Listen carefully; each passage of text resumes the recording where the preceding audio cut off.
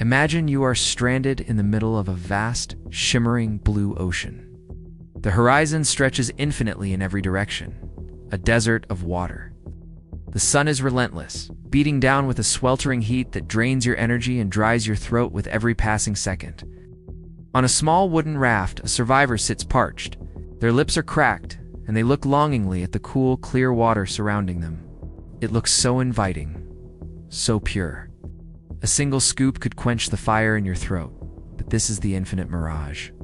To understand why this water is a death sentence, we must look at the hidden chemistry within every drop of the sea. Seawater is packed with sodium chloride. On a molecular level, it is a dense lattice of salt that our bodies aren't built to handle. Our blood maintains a very specific salinity level to keep us alive. Seawater, however, is significantly more concentrated than human blood. The human kidney is an incredible filter, constantly working to balance the salt and water levels within our bloodstream. Under normal conditions, the kidney processes excess salt easily. But seawater presents a concentration that is roughly 3 times saltier than our blood.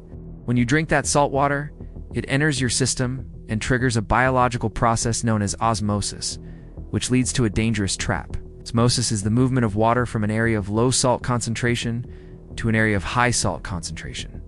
Because the seawater in your gut is so salty, it begins to pull the fresh water out of your very own cells.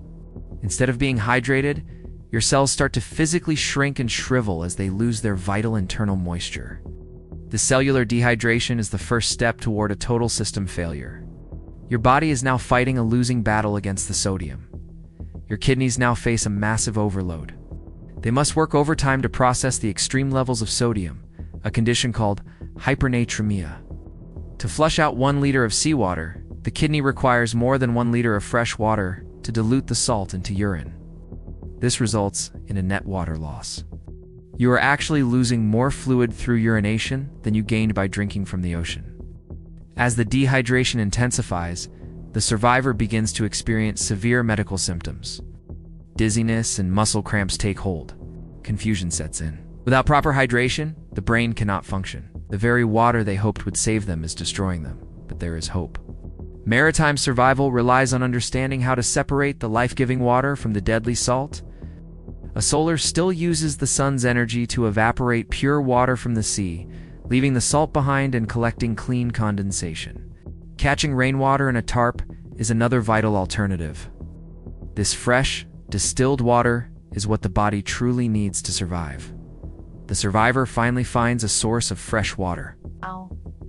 The relief is visible as they take a safe, hydrating drink. It serves as a powerful reminder of the ocean's paradox. As the famous poem says, water, water everywhere, nor any drop to drink. Respect the science of survival. Understanding our biology is the best tool you have against the dangers of the deep.